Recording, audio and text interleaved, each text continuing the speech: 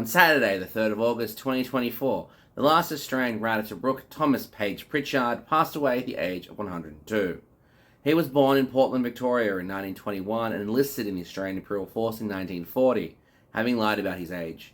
He was assigned to the 2nd 5th Field Ambulance attached to the 18th Infantry Brigade, attached to the 7th Australian Division. He served as an ambulance attendant during the 8-month-long siege of Tobruk between April and August 1941, and in this period, Allied forces comprising predominantly of the Australian 9th Division and the 7th Division's 18th Brigade disrupted German General Erwin Rommel's Afrika Korps' eastward thrust across the North African desert by holding the Libyan Port of Tobruk.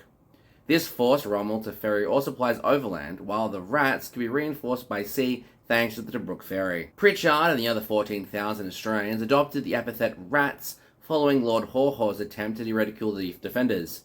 He compared the besieged defenders as men living like rats in underground dugouts and caves, and mocked them in radio addresses, calling them the Rats of Tobruk, a term which, in classic Australian fashion, they adopted as a badge of honour. After the war, Pritchard worked for the Victorian State Electricity Commission and raised 4 children. Like many, when asked of his service, he would insist that the stories of those who died deserved to be written instead. The ABC war correspondent Chester Wilmot, who was in Tobruk during the siege, wrote the following, which was then broadcast throughout Australia. The spirit which has made Australia is the spirit which has held Tobruk. The inspiring and binding force in Australian life isn't tradition or nationalism or social revolution. It's quite a simple thing. Henry Lawson called it mateship.